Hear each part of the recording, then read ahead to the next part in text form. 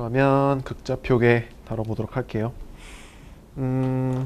극좌표계도 그 TN 좌표계만큼 좀 복잡한 내용들이 있는데 그 복잡한 내용들이 원리는 똑같아요. 그래서 TN 좌표계만 잘 이해해 놨으면 오히려 더 쉽게 접근할 수 있는 좀 장점이 있죠. 그래서 극좌표계도 보시면 일단은 어떻게 좌표계를 설정하는지부터 알아봐야겠어요. 일단 직교좌표계 있는데 뭐 너무 신경 쓰지 마시고 그냥 기준점으로 그려놓은 거니까 참고용으로만 보시면 되고, 극좌표계는 어떻게 설정하느냐, 그 TN좌표계는 여기 움직이는 점 위에다가 잡는다고 했잖아요. 그래서 이렇게 빨간색으로 표시해 놓은 것처럼 잡았었는데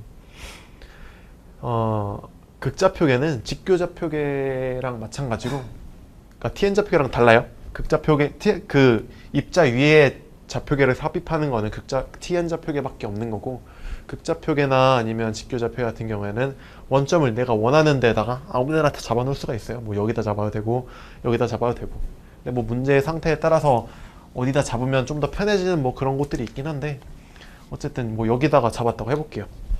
그래서 극좌표계를 여기다, 원점을 여기다 잡으면 극좌표계도 마찬가지로 그 두 개의 좌표축을 설정해야 될 거잖아요.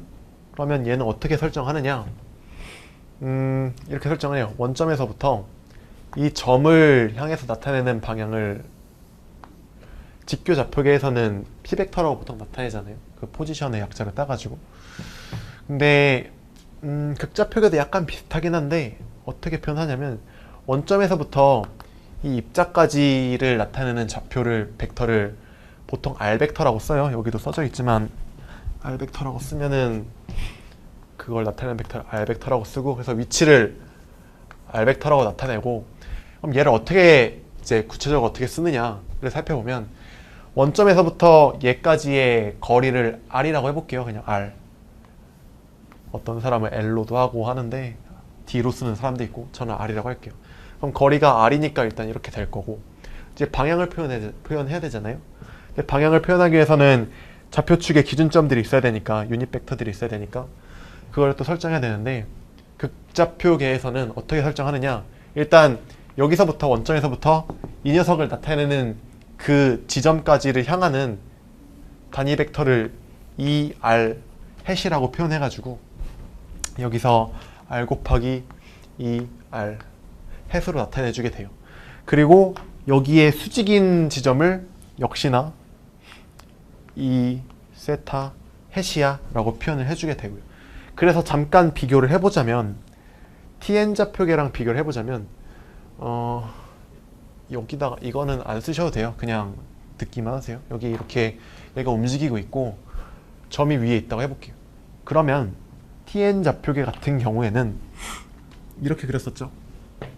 점 위에다가 원점을 잡아가지고 접하는 지점이 ET 해시고, 여기에 수직한 지점이, 수직한 벡터가 이 세타 해시야, 이렇게 잡았다고 한다면, 극좌표계에서는 원점은 내가 원하는 곳에 아무데나 잡고, 원점은 내가 원하는 곳에 아무데나, 여기다 원점이라 할게요. 여기다 잡아놓고 여기서 얘를 향하는 방향은 여기잖아요. 이렇게 이쪽 방향에, 이쪽 방향을 나타내는 단위 벡터를 잡아가지고 ER 해시라고 부르고, 근데 나머지는 똑같아요. 수직 방향은 이 세타 해수로 잡는다는 게 특징이에요.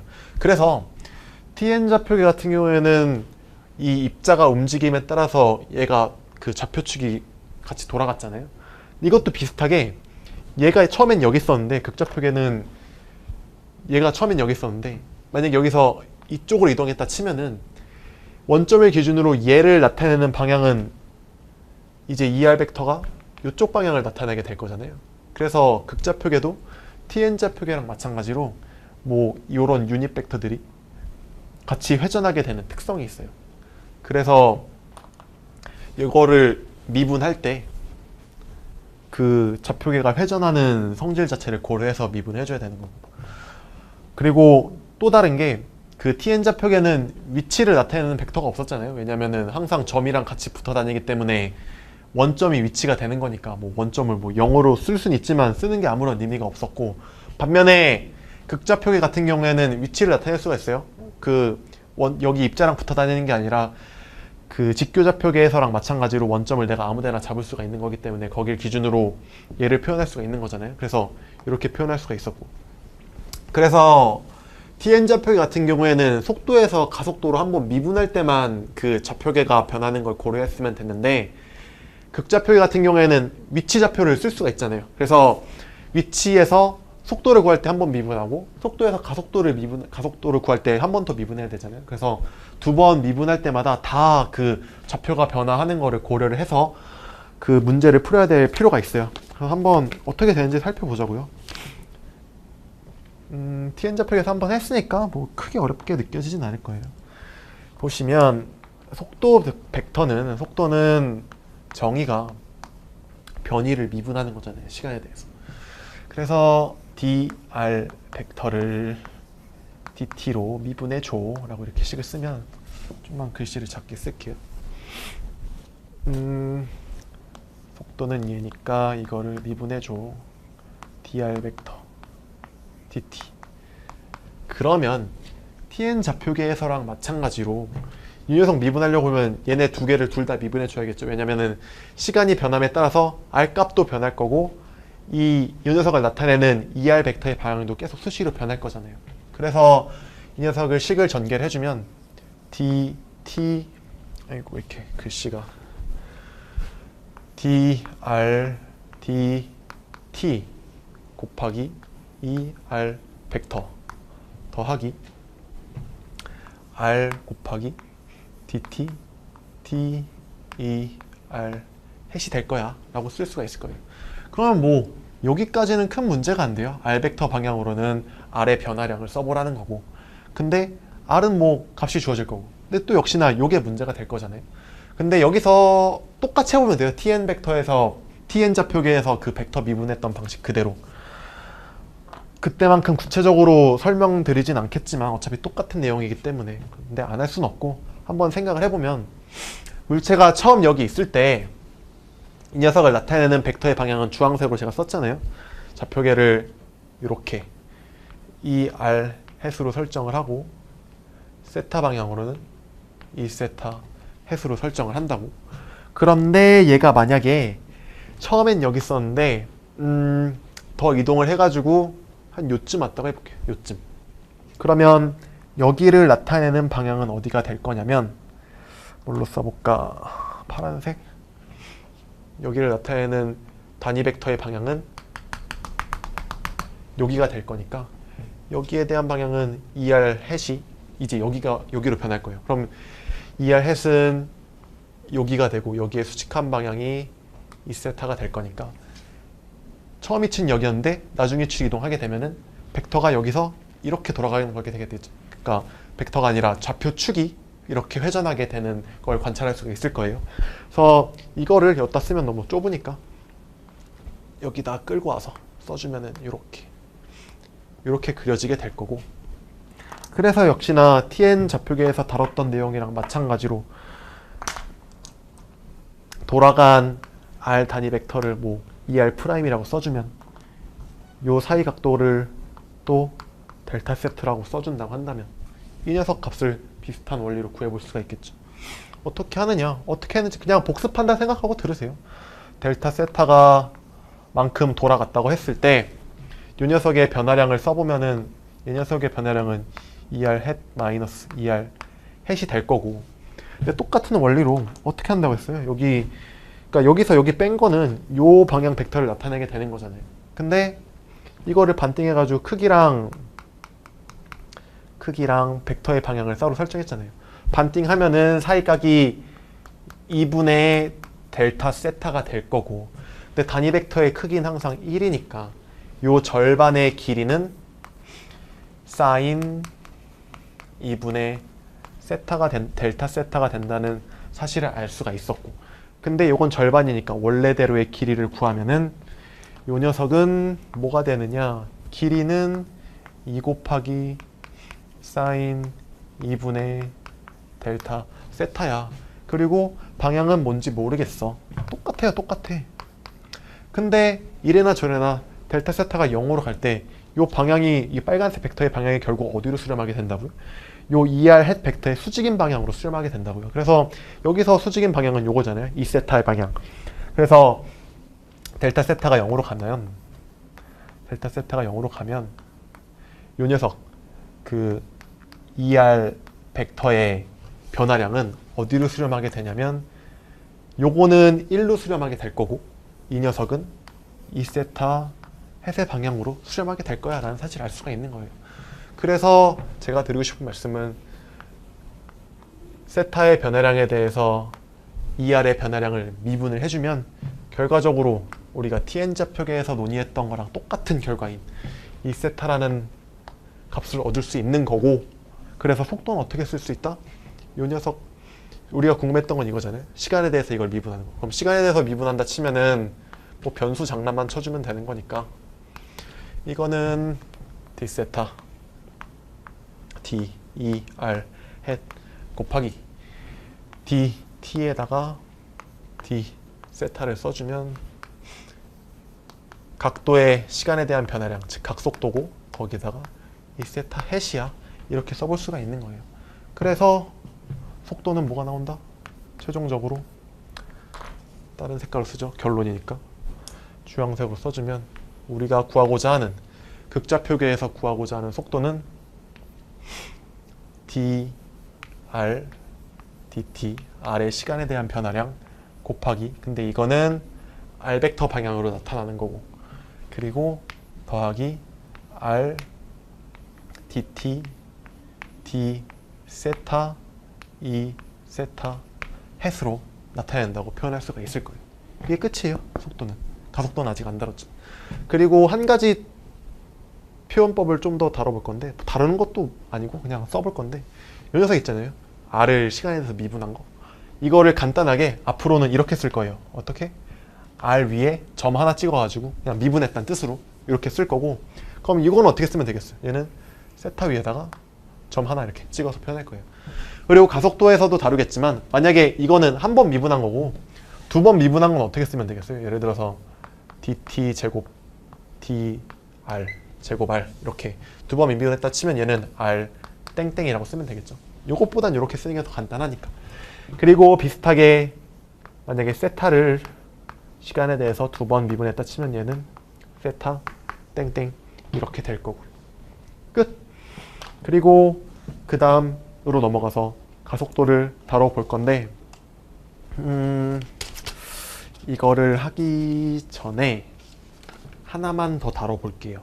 뭘 다룰 거냐면 그 TN 좌표계에서는 여기 극좌표계에서랑 마찬가지로 그 한번 TN 좌표계에서 한 번만 미분하면 됐으니까 그 요거 dt분의 dr 벡터, 그러니까 tn 벡터에서는 TN 좌표계에서는 dt분의 dt det 벡터죠. 접선 방향 벡터의 미분만 고려하면 됐었는데 극좌표계에서는 요것뿐만 아니라 그러니까 dt der 벡터 이게 뭔지 고려해야 될 것뿐만 아니라 dt de 세타 요것도 어떻게 변하는지 알고 있어야 돼요. 이따 가속도 구할 때 필요하니까. 그래서 넘어가기 전에 어차피 이거 쓴 김에 그냥 이것도 어떻게 되는지 한번 살펴보고 넘어가도록 할게요. 그러면 여기에 그렸던 그림을 다시 한 번만 더 그려볼게요. 크게 봅시다. 원래 처음 위치에 여기에 처음 위치에서 극좌표계는 이렇게 그려진다고 제가 말씀을 드렸어요. 처음 위치는 요거였고, 그래서 여기는 ER, 여기는 이 세타 이렇게. 그리고 조금 더 이동을 해가지고 두 번째 위치에 왔을 때 극좌표계는 어떻게 세팅이 되냐면 요렇게랑 여기에 수직이면은 이렇게 세팅이 된다고 말씀을 드렸죠. 그래서 여기는 ER 햇의 프라임, 여기는 이 세타 햇의 프라임 이렇게 될 거예요. 그리고 당연하게도 여기 사이의 각도가 2분의 델타 세타라고 한다면 이 세타랑 이 세타 프라임의 각도는 어떻게 되겠어요? 당연히 여기도 2분의 델타, 왜 자꾸 2분의 델타 세타라고 쓰죠? 델타 세타죠? 델타 세타라고 잡는다면 여기의 각도도 델타 세타가 된다는 사실을 알 수가 있을 거예요. 그리고 요거는 여기서 막 지지고 볶고하면서 계산을 했고, 지금 우리가 궁금한 건 요거 시간에 대해서 세타의 변화량이 어떻게 될지가 궁금한 거예요. 그럼 똑같은 논의를 진행해 가지고 어떻게 되는지 한번 계산을 해보자고요. 보시면은 일단은 세타의 변화량에 대해서 세타가 델타만큼 변했을 때 이 세타가 얼만큼 변할지 한번 계산해 볼게요. 그러면은 요 녀석은 나중 거에서 처음 걸 빼주면 되는 거잖아요. 그러면은 여기서 요거 뺀 벡터는 어디를 나타내겠어요? 방향이 두 번째 거에서 첫 번째 뺀 거니까 벡터의 방향에 끝점을 연결시켜주면 여기 방향을 나타내게 되겠죠. 여기까지 됐고, 그런 상태에서 똑같이 한번 보면은 똑같아. 절반 반띵하고, 반띵하면 여기가 델타 세타를 2분의 2로 나누는 게 될 거고, 근데 단위 벡터는 길이가 항상 1이니까 여기 절반 반띵한 거의 길이는 역시나 사인 2분의 델타 세타가 될 거예요. 지금 똑같은 거 계속 반복하고 있죠. 그냥 복습한다 생각하고 계속 들으세요. 그러면 요 빨간색 벡터의 길이는 2 곱하기 사인 2분의 델타 세타가 될 거고, 근데 우리가 궁금한 건 뭐냐면 델타 세타가 0으로 갈 때 이렇게 쓰죠. 좀 더 식을 완벽하게 리미트 델타 세타가 0으로 갈 때 델타 세타분의 이 녀석이 어디로 수렴할지가 궁금한 거잖아요. 그래서 이 사인 크기는 이거니까 빨간색 벡터가 크기는 이거고, 근데 여기서도 방향을 아직 모르죠. 방향을 모르니까 어떻게 표현할지 모르겠으니까 물음표 벡터라고 써줄게요.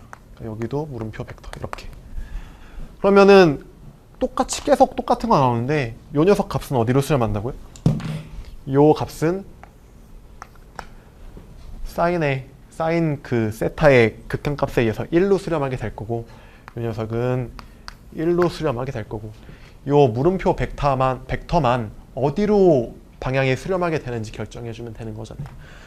그러면 똑같아요. 뭐 얘가 점점 세타가 점점 일로 가까워진다고 해볼게요. 원래 초기 방향대로. 그러면 세타가 여기까지 왔으면, 여기까지 줄어들었으면 두 녀석의 차이값이 어느 방향을 향하겠어요? 한 요 정도를 향하겠죠? 그럼 더 가까이 왔어. 한 요 정도까지. 이렇게 가까이 왔어.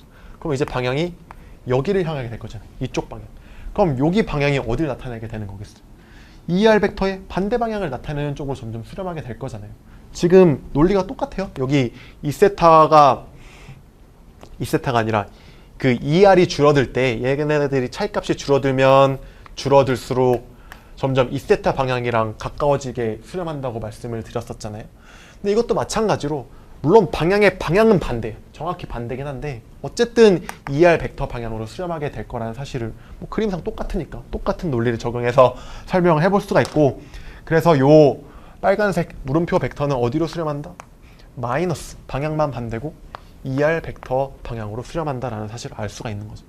그래서 우리가 원래 궁금했던 거, 요 녀석은 어디로 수렴하게 되냐면 여기다 쓰죠. dt d 이 세타는 변수를 세타로 바꿔주고 곱하기 dt d 세타 이렇게 써주면 요 녀석은 마이너스 2r 세타의 방향 2r 햇의 방향으로 수렴하게 되니까 결과적으로 마이너스 dt d 세타 2r 햇으로 수렴해 라는 결론을 얻을 수가 있게 되는 거라고요. 됐죠? 그래서 똑같은 거 계속 반복해서 복습을 시켜드렸고, 본의 아니게 이제 다음 내용으로 넘어가 보도록 할게요. 다음 내용은 가속도 구하기, 극좌 표계에서. 그렇고 보시면 정리를 좀 해놨어요. 그래서 그 극좌표계에서 지금까지 했던 논의들을 잘 정리를 해보면 이렇게 된다는 거예요. 위치 벡터는, 그러니까 극좌표계는 이렇게 잡았죠.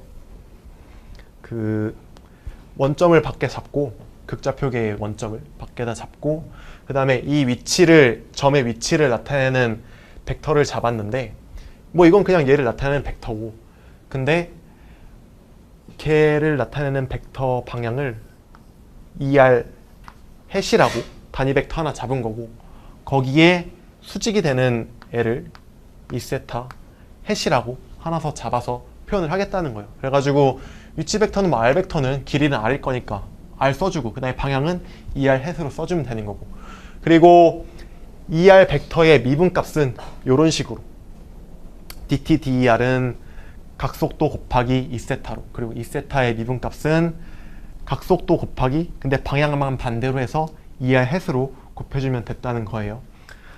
그리고 이제 속도를 계산할 수가 있는데, 속도를 써주면, 이 녀석 뭐 간단하게 써주면은 R 다수로 쓰기로 약속했잖아요. 간단하게 R 다수로 쓰고, 그 다음에 ER 햇, 그리고 더하기 R 곱하기 dt, der은 세타 닷 곱하기 2세타죠. 그래서 세타 닷에다가 2세타 햇이야 라고 결론을 내볼 수가 있는 거예요.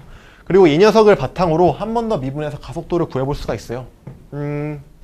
보시면은, 그래서 결론이 V 벡터는 R 닷 E R 햇 더하기 R 세타 햇 E 세타 햇이 된다는 사실을 알 수가 있고, 이제 이걸 바탕으로 가속도를 구해볼 거면, 가속도는 dv 햇 dt를 미분해주면 되잖아요. 식을 써주면 두 번 미분해야 돼요. 옆에 거 하나랑 뒤에 거 하나. 뭐 굳이 식을 써보자면은 d r 닷 e r 햇 더하기 dt d r 세타 닷 이 세타 햇이야. 이렇게 나눠서 미분해 줄 수가 있겠죠. 그러면 뭐 항이 너무 길어질 것 같으니까 두 개로 쪼개가지고 한번 계산해 볼게요.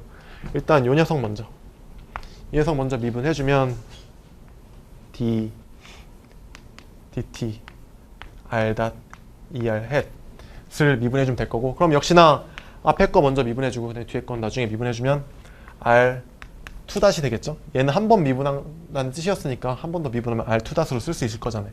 그래서 er 햇 붙여주고, 그 다음에 r 햇 그대로 남겨놓고 요거 한번 미분해주면 되는데, ER을 시간에서 미분한 거는 이거라고 말씀드렸잖아요. 우리가 계산한 게 세타 닷에다가 각속도에다가 이 세타 방향이 나와, 요렇게 결론이 났었고, 그 다음에 두 번째 거 뭐 다른 색깔로 해보면 얘는 dt d r 세타 닷 이 세타 햇을 미분해 줘 라고 하면은 내 곱이 3개잖아요. 그러니까 3번 다 나눠서 미분해야 될 거고, R 닷에다가 세타 닷 맨 처음 거 먼저 미분해주면 이렇게 되고, 가운데 거 미분해주면은 R 세타 2 닷 2 세타 햇이 될 거고, 그리고 세 번째 거 마지막으로 미분해주면 R 세타 닷은 그대로 있을 거고, 근데 세타를 2세타 방향을 시간에서 미분한 거는 마이너스 세타 닷에다가 2R 햇이라고 했으니까 요거를 좀만 정리를 해주면 R 세타 닷에다가 더하기 R 세타 2 닷, 얘는 2세타 방향이었고 여기만 R 방향으로, 대신에 음수로 마이너스 R 세타 닷의 제곱 2R 햇으로 나오네 라는 사실을 알 수가 있다는 거예요. 이렇게. 그러면 얘는 원래 더하는 거였으니까 둘 다 더해서 정리를 해줘야겠죠. 그래서 두 개를 더해가지고 정리를 해주면 뭘로 써볼까? 노란색으로 써볼게요. A 벡터는 어떻게 나오느냐. 일단은 R 방향은 R 방향끼리, 세타 방향은 세타 방향끼리 더해주면 일단 R 방향은 요거랑 요거잖아요. 그래서 R 땡땡 마이너스 R 세타 땡 제곱 2R 햇 더하기, 그 다음에 세타 방향은 여기서는 요거, 여기서는 요거 있었으니까 2 곱하기 R 닷 세타 닷 더하기 R 세타 투닷 2세타 햇이 된다는 결론을 얻어낼 수가 있겠네요. 그러면 뭐 식을 구한 건 식을 구한 건데 여기서 각각의 항들이 갖는 의미를 한번 생각을 해볼게요. 무슨 뜻이냐면 일단 가속도를 봤을 때 R벡터 방향, 그러니까 지금 어떤 물체가 여기서 이런 경로를 따라서 움직이고 있는 거 한번 머릿속으로 잘 상상을 해보세요. 여기 말고 어디다 그릴까? 여기다 그려볼까요? 이렇게 어떤 경로를 따라서 얘가 움직이고 있는 거예요. 그럼 R 방향은 이쪽 방향이잖아요. 그러니까 뭐 원점이 여기라고 생각을 한다면 이렇게 나타내고 있는 건데 여기가 R 방향인데 R2닷은 말 그대로 R 방향으로 길이가 얼마만큼의 그 속도로 변하고 있는지를 나타내고 있는 거예요. 그렇기 때문에 R 쪽 길이 방향으로 그 가속도의 변화가 얼마나 생기고 있는지를 의미해주고 있는 거고, 그리고 R 곱하기 각속도의 제곱, 이거 어디서 많이 본 거잖아요. 그 R 세타 제곱이면 구심력에서 구심 가속도를 의미하는 식이죠. 그래서 요 녀석은 그러니까 R2닷이 이쪽 방향으로 얼마나 길이 방향으로 가속도가 얼마나 생기고 있는지를 의미하고 있는 거라면 R 세타 제곱은 반대 방향으로의 구심 가속도를 의미하고 있는 거다라고 물리적인 개념으로 이해해 볼 수가 있고, 근데 사실 이걸 처음 보시는 분들은, 이 식을 처음 보시는 분들은 지금 제가 말씀드리는 물리적 의미가 좀 마음에 잘 안 와 닿을 수도 있어요. 이해가 잘 안 될 수도 있고. 근데 일단 한번 들어보시고 나중에 그 문제를 직접적으로 풀어보면 아 이게 그런 의미였구나라는 걸 좀 바로 깨달을 수가 있으니까 일단 한번 설명을 먼저 드릴게요. 하여튼 그렇고, 그래서 R2닷은 이쪽 방향, 그리고 이거는 구심 가속도라고 생각할 수가 있으니까 반대 방향, R 벡터의 반대 방향으로 구심 가속도가 작용하고 있는 거구나, 그런 물리적 의미구나 라고 깨달아 볼 수가 있고, 그 다음에 요게 있는데 요거는 좀 나중에, 일단 요걸 먼저 보면은 R 세타 2닷이래. 이거는 각가속도랑 R의 길이를 곱한 거죠.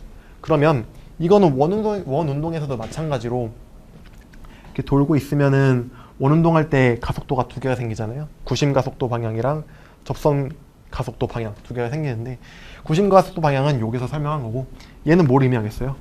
원운동 뭐 잘 공부하셨다면 아시겠지만 접선 가속도 방향을 나타내는 물리적 식이잖아요. 그래서 이게 접선 방향으로 그 90도의 접선 방향, 2세타 방향으로 생기는 구심이 아니라 그 원운동 할 때 접선 가속도 방향이라고 생각할 수가 있고, 이제 남은 건 얘인데, 얘는 뭐냐면 아마 모르시는 분들이 많을 거예요. 혹시 이름만 들어봤을 수도 있는데, 그 우리나라 말로는 전항력이라고 하거든요. 전항력. 영어로는 코리올리 포스라고 해요.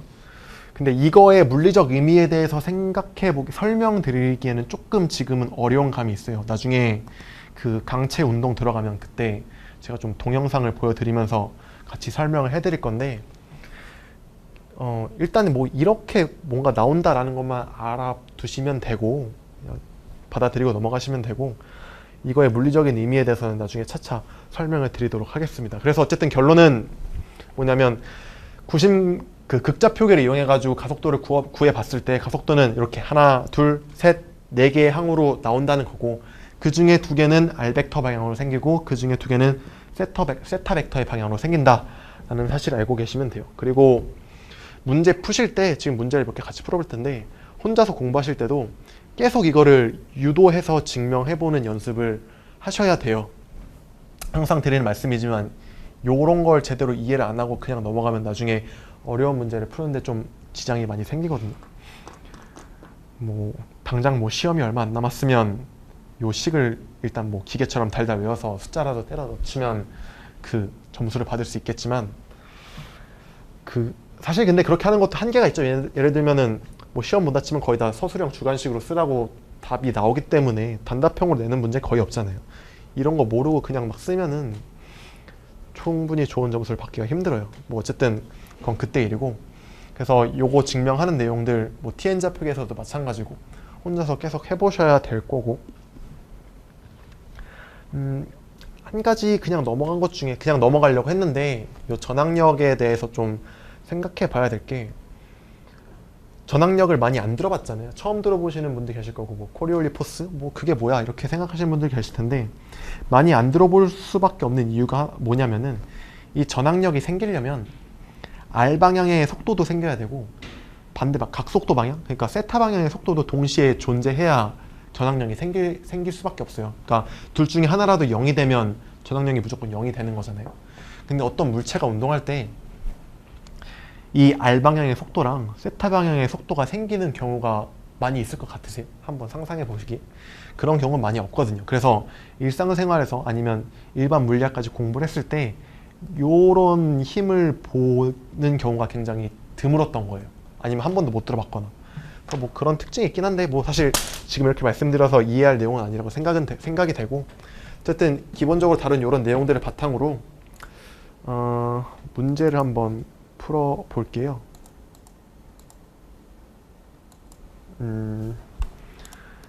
왜 안 넘어가니? 보시면은, 잠시만요. 네, 문제를 다뤄볼게요. 쭉쭉쭉 한번 읽어보시면 지금 어떤 상황이냐면, 점 5를 중심으로 막대기가 고정되어 회전하고 있으며 세타는 뭐 0.15 t제곱 이렇게 주어진대요. 그래서 칼라 B는, 칼라는 뭘까요? 저게 한국말로 저는 모르겠어요. 맨날 칼라 거리긴 하는데, 뭐 칼라라는 애가 있고, 이게 막대를 타고 이동해서 뭐 어쩌고저쩌고를 만족한대요. 근데 이게 무슨 말이냐면, 지금 이렇게 뭐라고 하나요? 경첩이라고 하나? 문 열 때 경첩같이 고정된 핀이 있고, 여기에 막대기가 360도 돌아갈 수 있게 고정이 되어 있는 거예요. 그냥 빙글빙글 도는 상황인데, 여기에 칼라라는 애가 달려있다. 칼라가 뭐냐면, 여기 위에서 자유롭게 움직일 수 있는 뭔가 이렇게 물체 같은 거예요. 그러니까 예를 들어서 제 이 손이 칼라라고 한다면, 그리고 요게 이 막대라고 한다면, 칼라가 여기서 이렇게 왔다 갔다 할 수 있는 그런 뭐 물체를 칼라라고 부르나 봐요, 외국에서. 그리고 한국말은 잘 모르겠고, 어쨌든 그래서 이 막대기를 A라고 부르는 거고, 칼라는 B라고 이름을 붙여놨네요. 이렇게. 그렇다고 했을 때 일단 초기 조건을 먼저 살펴볼까요? 세타는 주어진 게 0.15 t 제곱으로 주어졌고, 그 다음에 R은 0.9 빼기 0.12 t 제곱으로 주어졌네. 이렇대요. 뭐 단위는 뭐 미터일 거고, 얘는 뭘까요? 라디안이겠지? 세타니까. 그렇다고 할 때 막대가 30도 회전한 후에, 그러니까 막대가 처음에 여기 X축을 한다면 여기에서 출발해가지고 점점 이렇게 돌기 시작하는데, 돌다가 30도만큼 회전하면, 30도면 딱 이 정도 각도잖아요. 30도 회전한 후에 칼라의 속력을 구해보고, 그 다음에 가속도도 구해보고, 그 다음에 또 웃긴 거는 이 막대기에 대한 칼라의 상대 가속도도 구해보라는 게 문제예요. 좀 처음 보기엔 되게 어려워 보이죠? 특히나 3번 같은 게 무슨 말인지 잘 이해가 안 갈 수도 있는데, 3번은 뭐 차치해 두고 1, 2번 먼저 해보도록 할게요. 좌표계를 설정하라는데 지금 우리 극좌표계 다뤘잖아요. 그러니까 극좌표계 뭐 꼭 이런 문제가 아니더라도 뭔가 이렇게 빙글빙글 돌아가는 거 있고 그런 거 같으면 그냥 무조건 극좌표계로 설정해놓고 문제를 풀면 돼요.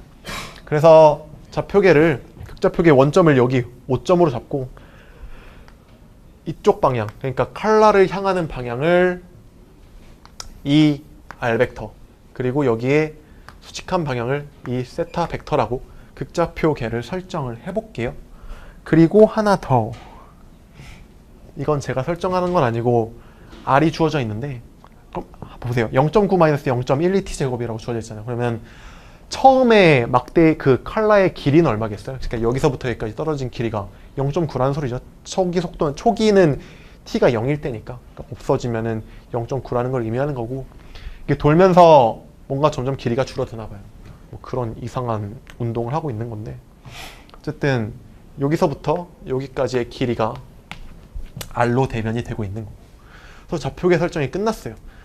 그러면 일단 위치를 한번 표현해 볼까요? 위치를 표현해 보면은 위치는 R 벡터는 R 곱하기 2R 해시야 이렇게 쓸 수 있겠죠. 길이는 R이고 여기를 나타내는 방향이 2R 해시라며. 그리고 이걸 통해서 속도를 계산해 보면 V는 앞에 거 먼저 미분하고 R 다시로 쓰기로 했고 R 다수로 쓰기로 했고 2R 헷 더하기 R은 그대로 남아있고 녀석 미분하면 세타 닷에 2세타 나왔잖아요. 그래서 더하기 R 세타 닷에 2세타 해시야 라고 쓸 수가 있는 거고. 그러면 이 녀석은 R 닷은 얼마죠?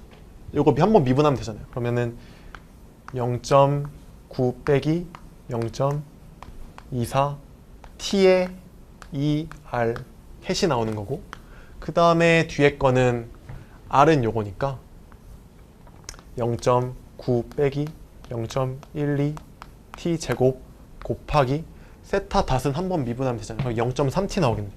0.3t 2 세타 해시야 이렇게 쓸 수가 있겠죠.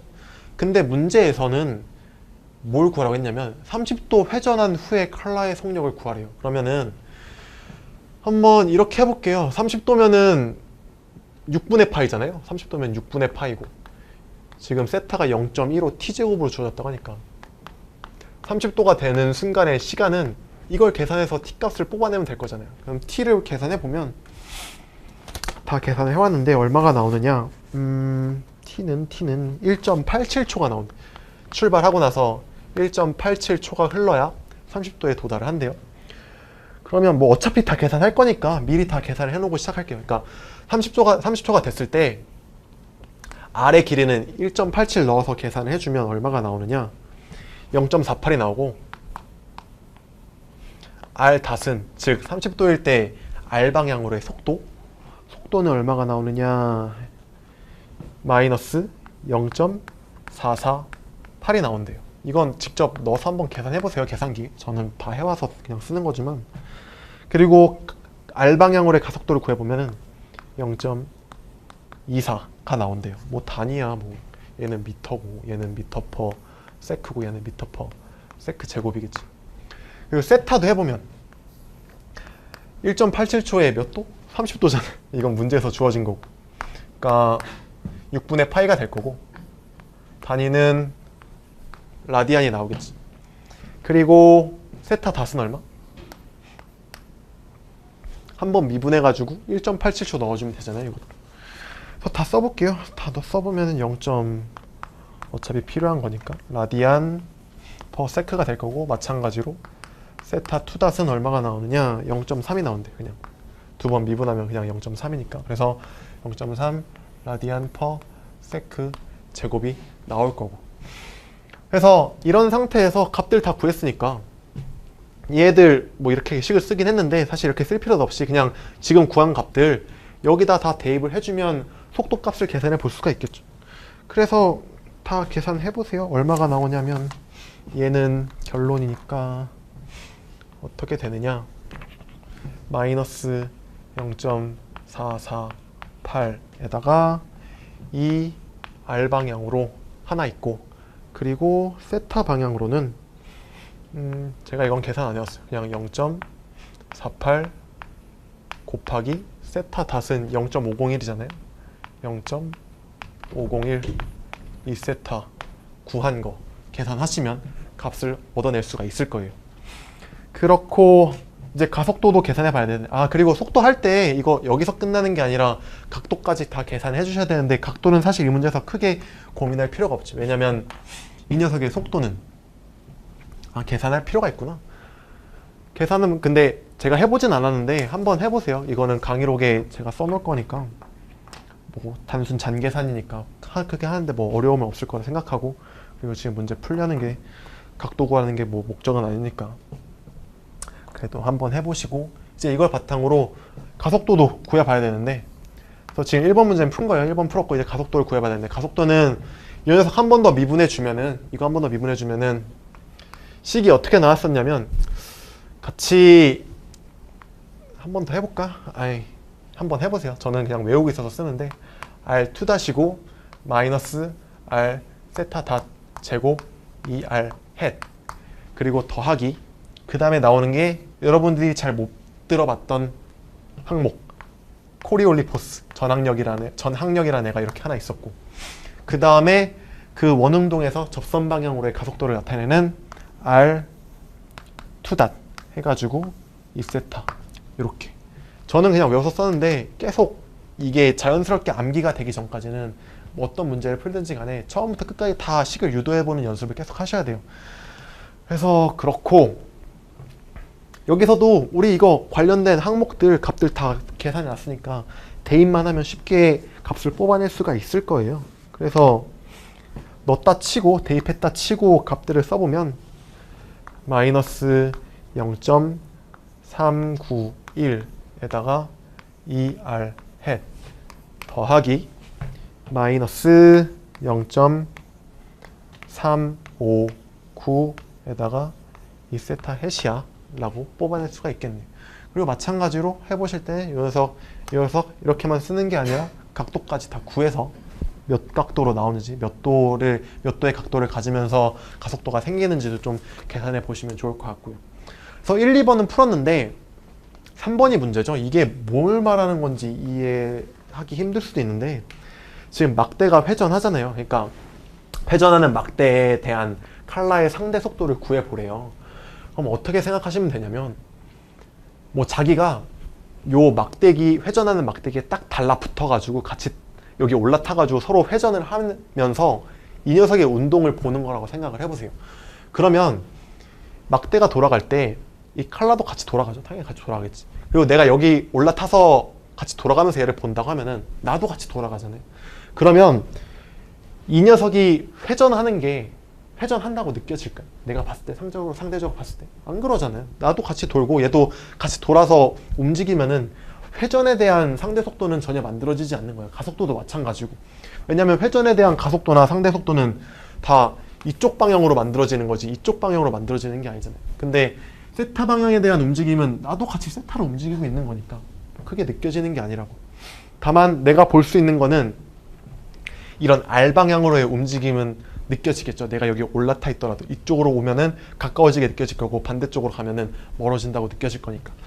그래서 3번 문제에서 구하라고 하는 건 뭐냐면 3번 문제에서 구하라고 하는 건 뭐 말은 길게 써놨어요. 회전하는 막대에 대한 칼라의 상대 속도를 구해보라고 길게 써놨는데 결국 여기서 구하라고 했던 거는 그냥 R2'이 뭐야? 라고 물어봤던 거예요. 칼라의 상대 가속도를 구하라니까.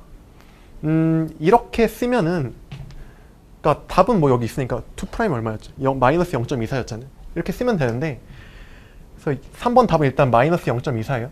근데 뭐 이거를 구하는 게 어려운 게 아니라 이렇게 설명해 놓고 보면은 또 이런 질문을 하시는 분들이 있어요. 아니 그래 네가 말한 대로 세타 방향으로 내가 여기 올라탔다 치면은 얘가 막대가 돌 때 나도 돌고 얘도 도니까 세타 방향으로의 움직임은 없는 건 알겠어. 상대적인 그 움직임이 안 느껴지는 건 알겠어. 그래서 여기 얘네들에 대한 여기가 세타 방향을 나타내는 거니까 얘네들에 대한 식이 날아가는 거는 알겠는데 그럼 요 둘 중에서 여기 R 방향 중에서 얘랑 얘는 왜 안 느껴져? 이렇게 물어보실 수 있는 거잖아요.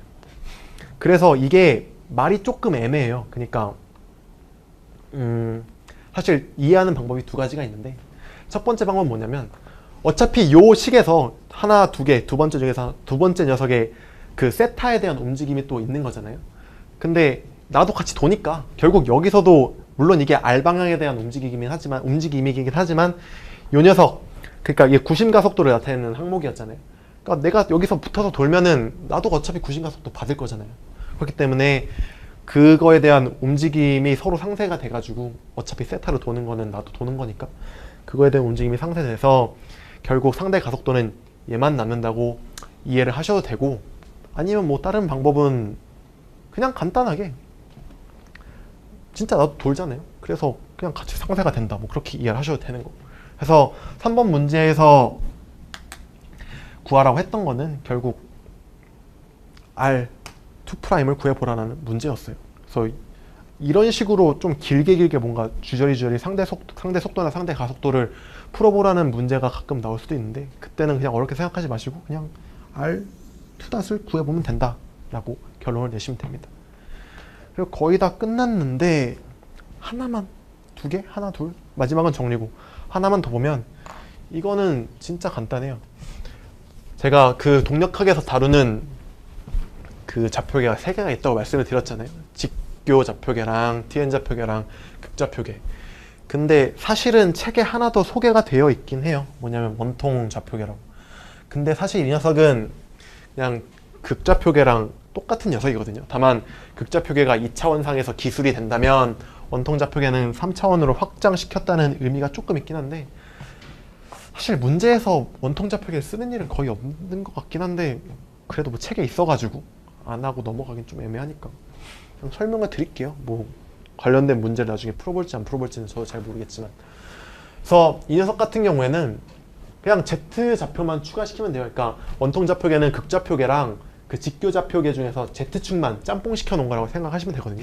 그래서 물체가 여기 있으면 이 녀석을 뭐 지금 여기가 X축이에요. 여기가 X축인데 여기를 기준으로 원래 세타만큼 돌아갔다 치면은 여기가 ER 헷 방향이 되는 거고, 또 세타만큼 이렇게 돌아가는 거니까 여기 요렇게가, 그러니까 이게 그림을 잘 보셔야 되는 게, 제가 지금 흰색으로 그린 건 XY 평면에다 그린 거예요. 지금 이렇게 그렸다고 얘가 P 방향을 향하고 있는 거라고 착각하지 마시고, 지금 흰색으로 그린 거는 XY 평면에다 그린 거니까 여기가 2세타 방향이 되는 거고, 그리고 요쪽이 Z축 방향인데 Z축 방향 원래 직교 좌표계에서 우리가 K햇으로 쓰기로 했잖아요. 그래서 요 세 개의 좌표계를 이용해 가지고 P의 위치를 기술해 볼 수가 있어요. 그래서 어떻게 기술하냐, P의 벡터는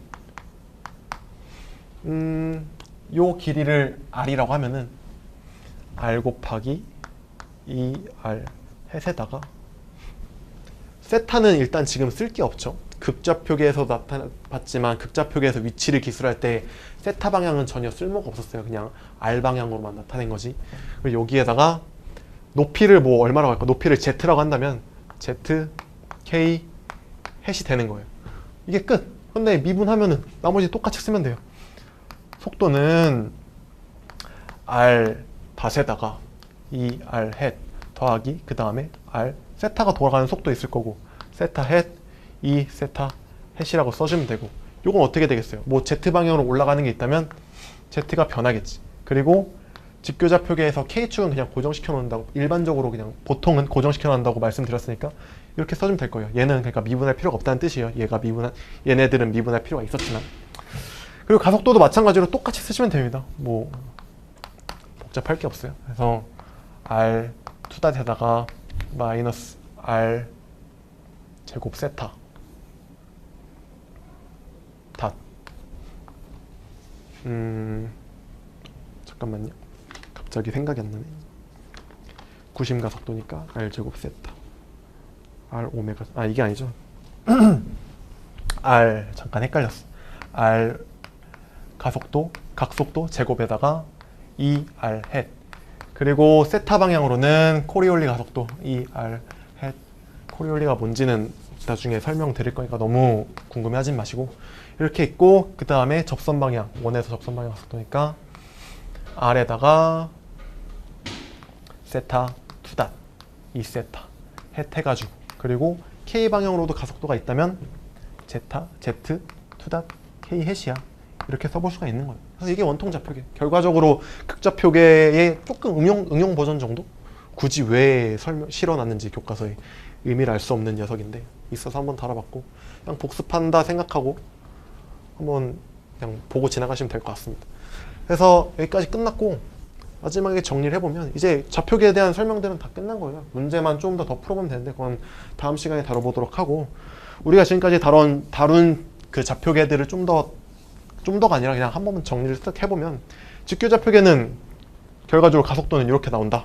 별로 어려울 게 없죠. 왜냐면 직교 좌표계는 보통 고정된 상태로 있기 때문에 얘들이 움직이는 경우도 있긴 한데 그거는 뭐 나중에 좀 다뤄볼 거고, 그건 그때 가서 생각하기로 하고, 일단은 고정됐다 생각하면 요 IJ, K 벡터들은 단위 벡터들은 미분해줄 필요가 없는 거잖아요. 해봤자 0이 될 거니까. 그래서 스칼라 값들만 얘네들만 x, y, z에 대한 변이만 그냥 미분해주면 되는 거였고 tn 좌표계는 이렇게 복잡한 과정에서 했었고 극좌표계 쭉쭉쭉 해보면 결과적으로 이것만 나온다 라는 사실을 알고 계시면 될 거고요. 그래서 처음에 문제 푸실 때 계속 드리는 말씀이지만 그냥 그 주어진 식들만 문제에서 주어진 식들만 여기다 대입해가지고 너무 단순하게 푸는데 너무 치중하기보다는 계속 이게 왜 이런 식이 나왔고 어떻게 해서 유도가 됐는지를 좀 자기가 스스로 리마인드 하면서 공부를 해보시는 게 좀 실력을 늘리는데 결과적으로는 도움이 되게 많이 될 거예요. 그건 제가 장담을 드릴게요. 그래서 오늘 여기까지 하고 다음 시간에는 뭐 관련된 극좌표계나 뭐 좌표계 관련된 문제 좀 몇 개 다뤄보도록 하겠습니다.